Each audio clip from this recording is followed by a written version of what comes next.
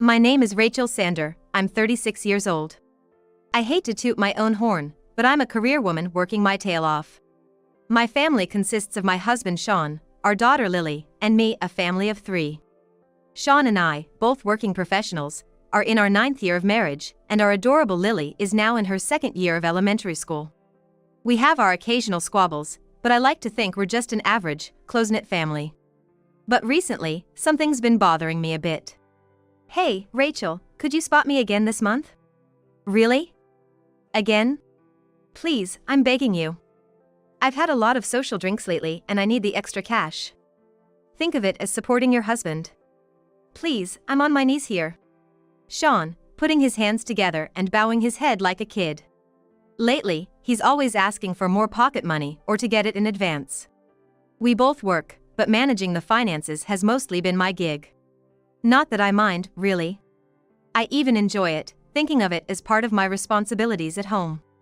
Frankly, I earn way more than Sean does. So, I figure I can afford to be a bit flexible. But it's getting a bit much. I pull a few $100 bills from my wallet and hand them over. He lights up like a kid on Christmas and bows deeply in gratitude. All right, but this is the last time for this month, okay? Instead of asking me for money, why don't you focus on getting a promotion? I pat him on the back, half joking, half serious. Oh.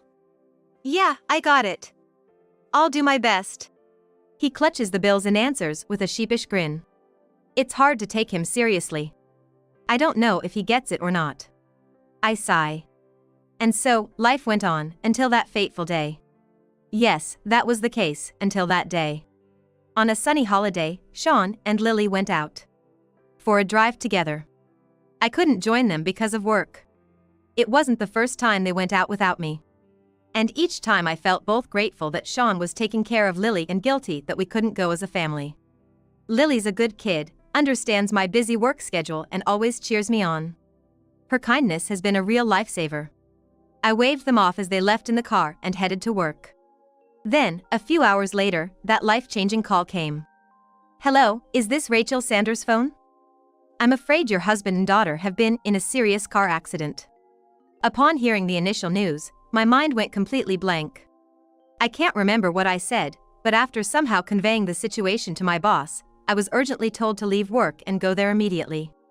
I rushed to the hospital where Sean and Lily had been taken. Excuse me, I heard my husband and daughter were brought in by ambulance, I said, barely catching my breath at the reception. They quickly led me to the front of the operating room. Operating room? Were their injuries so severe they needed surgery? That's right, they mentioned it was a pretty serious accident. A wave of anxiety and despair hit me, and I clenched my hands tightly in front of my chest. There was a doctor in scrubs outside the operating room. I must have looked awful. Are you the wife? He asked, trying to calm me down with a gentle voice. Please, try to stay calm. Your daughter, Lily, is in emergency surgery. Emergency surgery? Is she that badly hurt? Yes. And your husband, Sean, who was driving, has some fractures but his life isn't in danger. He's sedated right now. Oh my! I felt like the world was spinning. I couldn't believe it, they were both smiling when I saw them off in the morning. How could this happen? I only half listened to the doctor after that. I couldn't take it in. Next thing I knew, I was sitting on a bench in the waiting room, designated for families of those in surgery. I felt so unsteady. In this state, I couldn't even go see Sean, who was sleeping. All I could think about was Lily in surgery. Lily, Lily, Lily. My daughter, my precious child, why did this happen to Lily? Please, let her be okay. I prayed, holding my hands tightly. Then, my cell phone rang in my bag. Shoot, I forgot to put it on silent mode. It was my in-laws' home phone number. Right, I needed to call them too. I grabbed my phone and stumbled outside. Hello? I heard a familiar, cheerful voice. Hey, Mom? What? It was Lily's unmistakable voice on the phone. I was confused. Was this a hallucination? Lily was supposed to be in surgery. Ignoring my confusion, Lily's cheerful voice continued. Hey, Dad hasn't called, so are you picking me up today? Grandma and Grandpa said I can stay over because they have tomorrow off too. Wait, hold on. What do you mean? Is that you, Lily? What? What are you talking about, Mom? Oh, you don't recognize it because it's Grandma and Grandpa's phone? It's me, Lily. What, really? What's going on? What does this mean? I had thought that Sean and Lily went out together and got into the accident. Could it be they didn't go for a drive together? Did Sean drop Lily off at his parents' place along the way? If so, and if Lily is safe, then who's the one in surgery right now? Just wait a second. Things are a bit hectic right now. I'll call you back in a bit. I quickly hung up and stumbled back into the hospital. A nurse noticed me and rushed over, telling me that Lily's surgery was finished. She was in the ICU and, although sedated for the day, I could see her. I was led by the nurse to the room where Lily was. When the door opened, I was struck by a sight I couldn't possibly put into words. From that day on, the relationship between Sean and me began to crumble. The next day, I packed some essentials and went to Sean's hospital room. He was luxuriously in a private room, displaying a pathetic, wilted smile on the bed. What a mess. Can't believe I got caught up in such a big accident. Sorry for causing trouble. Sean laughed it off with a carefree, lighthearted tone. He thought I was clueless, laughing foolishly. If you could call it business as usual, then it was just that. Everything about it was irksome now. But I kept my emotions in check, set down the things, and turned to him. Hey, Sean. I thought you and Lily were in the accident together. But it turns out the girl in the passenger seat was someone else's daughter, right? Who is she? I asked him straight-faced, pretending to know nothing. Sean, trying to come up with an excuse, was visibly flustered. Oh, that girl? She's Lily's friend. Yeah, from the same class. Found her abandoned on the road during the drive and thought to give her a lift home. Then, we got into the accident, he. Really? I didn't know you were so thoughtful towards children, prioritizing her over Lily and dropping her off at your parents'. How kind of you. Yeah, that's right. Couldn't just leave her there, you know. Man, what a terrible thing to abandon a kid like that. He started babbling, trying to cover up, his voice unnaturally loud. I watched coldly, but he was too flustered to notice my icy gaze. After a few more meaningless exchanges, I left the room quickly. I couldn't stand breathing the same air as him for another second. The next day, I visited the hospital again. As I approached Sean's room, I could hear voices arguing. The door was closed, but the voices were loud enough to be heard through it. It must have been quite a disturbance for the hospital. I quietly opened the door a few inches to peek inside. There was a shrill female voice and Sean's weak, placating voice. Curtains were drawn around the bed, and they were inside. They didn't notice me entering. I silently started recording their conversation on my phone, expressionless. After capturing enough of their talk, I left the room before they noticed me. I could feel intense emotions boiling inside me. Anger towards Sean, disappointment, resignation, and above all, anger at myself. For not realizing sooner. But it wasn't over yet. I needed to be meticulous in my plan. To completely bring down that man. A week flew by. I made up my mind to confront Sean. His eyes widened in surprise when he saw me suddenly appear. I ignored him and closed the curtains around the bed. Rachel! What have you been doing? I called and texted you so many times. I needed you for a bunch of things. Why were you ignoring me? I'm injured and still stuck in this hospital. You need to take care of me. My wife should be doing better than this. Did you bring the stuff I asked for? I've been so bored this past week. Oh, and the doctor and police want to check some things about my injuries and the accident. Oh, by the way, a nurse told me you already knew about the girl I was in the accident with. Hey, Sean. I cut him off calmly. I want a divorce. I tossed the divorce papers onto his bed. Huh? He was speechless. He clearly hadn't seen this coming at all. He looked back and forth between me and the divorce papers in utter disbelief. I took a deep breath. This was the moment of truth. Sean, you've been cheating, haven't you? I said it outright, and his face drained of color. Blood drained from his face, leaving him pale as a sheet. What? What are you talking about? I wouldn't cheat. I have you and Lily. Oh, really? Then what's this?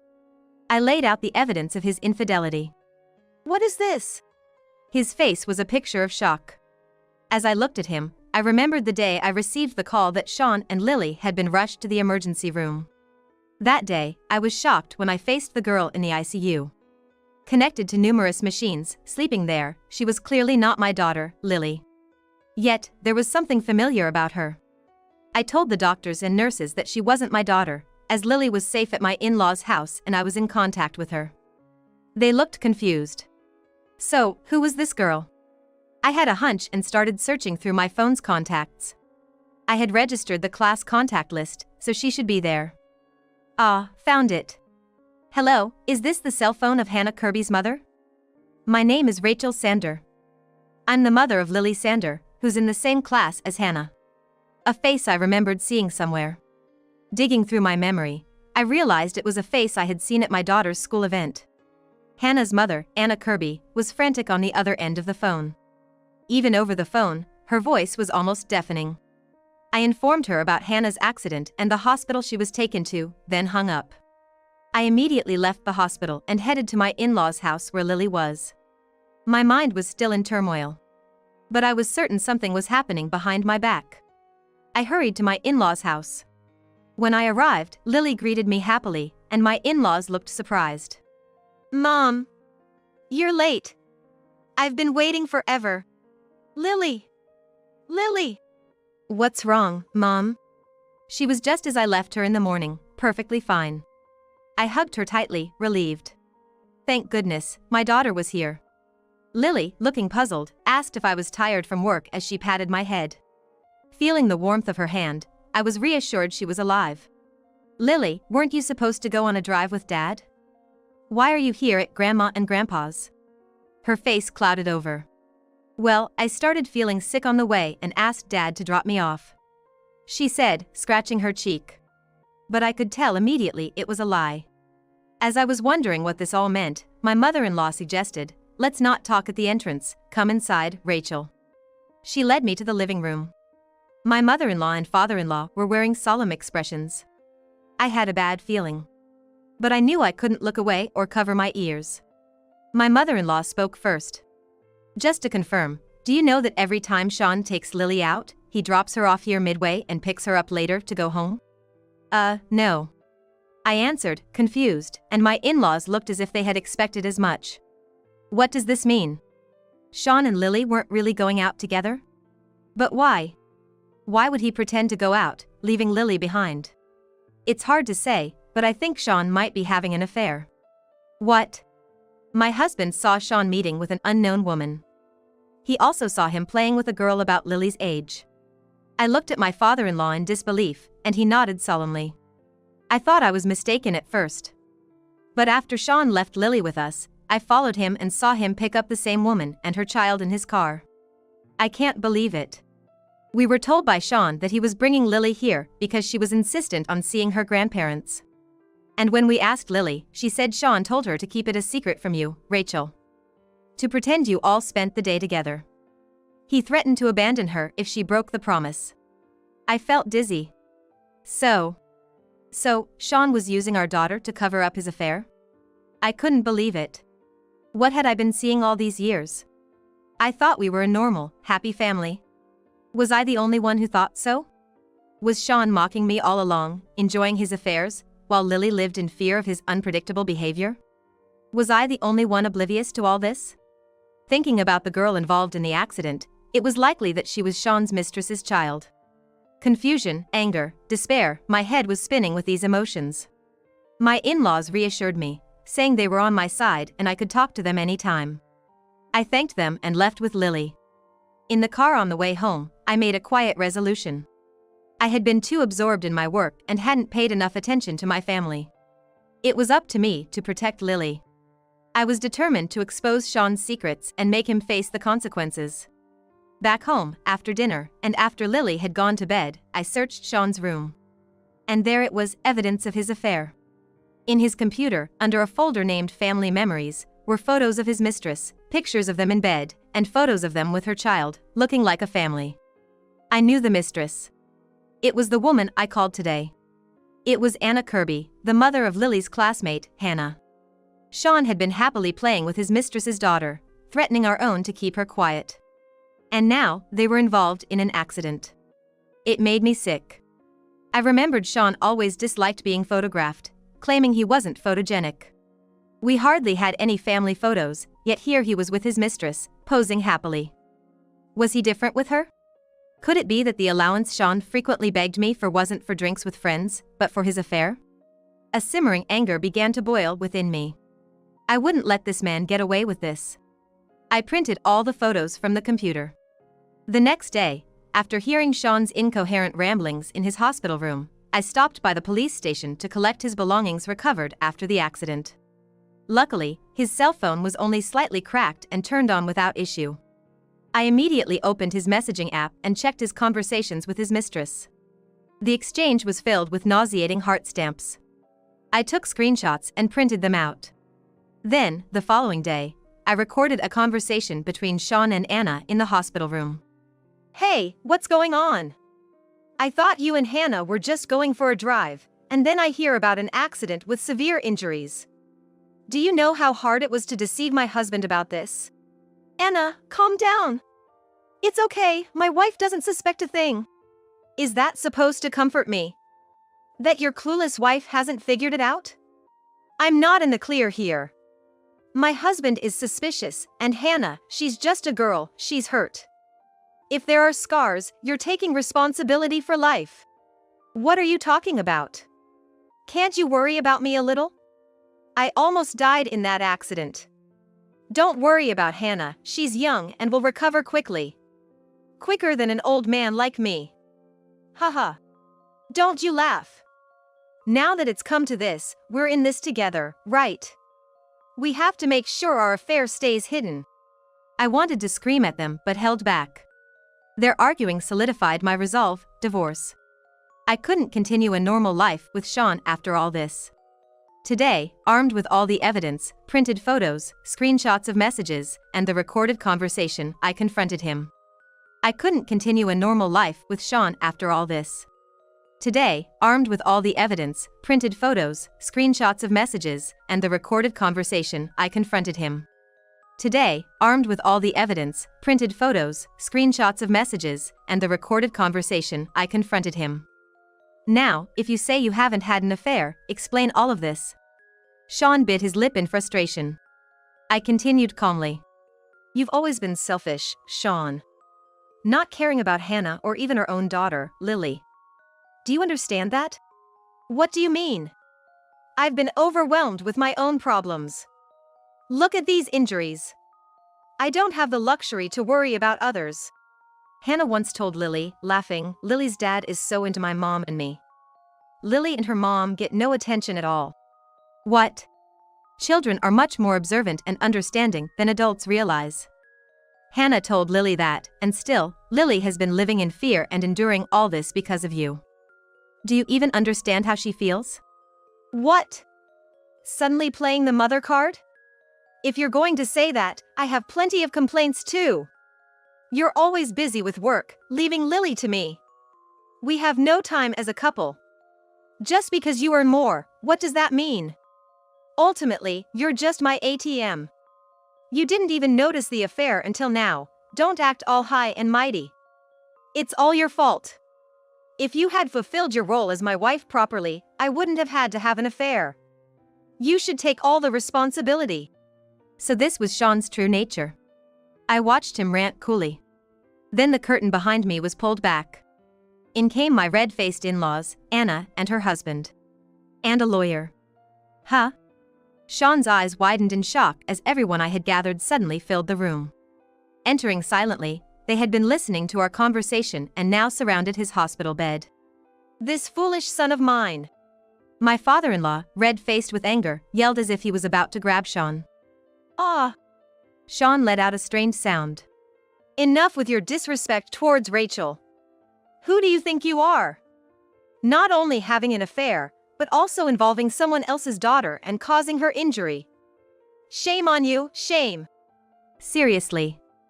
I never thought you could be this stupid. Where did we go wrong in raising you? This is embarrassing. My mother-in-law held her head in her hands, overwhelmed by father-in-law's fury. Anna's husband, who had been silently observing Sean, Anna has shrunk back, looking agitated, while the lawyer stood confidently. All these people were here at my call. At this moment, Sean had not a single ally in the room. Nor did Anna. For them, this must have felt like a public execution. I decided to proceed with the discussion. Oh yes, about the accident you both were involved in. It seems you have some responsibility, don't you, Sean? What are you talking about? The dashcam footage shows you were driving distracted. The lawyer took over the explanation, revealing that the multi-car accident was largely exacerbated by Sean's distracted driving. Though there were no fatalities, it appeared Sean would be facing a hefty compensation claim. What? No! I don't have that kind of money or leeway. Did you think such whining would be accepted? Realistically, Sean, who always asked me for money, lacked the means to pay. But I was determined to make him pay. By any means necessary, following legal proceedings. And from me, I would like to claim damages for the affair and for what happened to Hannah, said Anna's husband, glaring at Sean. Then he looked down at the scattered evidence of the affair on the bed. I plan to file for divorce from Anna and sue her for damages. The rest is up to you two. No! No way! Why are you saying that? I'm not getting a divorce. If we divorce, it would be pitiful for Hannah. If you think it's pitiful, then why did you carelessly leave Hannah with your lover, leading to this? I should have acted sooner. Then Hannah wouldn't have suffered like this, and she wouldn't have been teased by her friends for your affair. You're a disgrace as a mother. Reflect on your actions for once. Anna's husband scolded her sharply, and she bowed her head in silence. Oh, no! Sean groaned alone. Met only with stern, cold stares. Utterly isolated. I presented the divorce papers again. You'll sign these, won't you? As I asked, Sean bit his lip again. Sign it now. Urged by my father-in-law, Sean weakly gripped the pen and slowly signed the divorce papers. I'm going to make sure you pay a substantial amount in alimony, just so you're prepared. Sean's face, as he looked up, was the very picture of despair. Ah, this is finally the end. And so, Sean and I got divorced. My ex-husband, having recovered from his injuries, was burdened with a huge amount of compensation and alimony. The story of his accident and affair had spread throughout his workplace. However, unable to quit due to his financial obligations, he continues to work in a state of constant discomfort. Hannah ended up in the custody of her father and still remains hospitalized with serious aftereffects from the accident. Every time my ex-husband visits her, he is berated by her father and relatives, being told not to come again and that his only involvement should be through alimony payments. I don't know where Anna is now, but I heard through the lawyer that she, too, is working tirelessly from morning to night to pay off her alimony. It's all a result of their own doing. As for me, I moved to a new house with my daughter. She had to change schools, but she seems to be doing surprisingly well. Perhaps it's because she's been freed from her father's intimidation. My former in-laws, having cut ties with their son, continue to care for us and offer help. I've reduced my workload to spend more time with my daughter. From now on, I've vowed to myself and to her to prioritize her happiness above all else.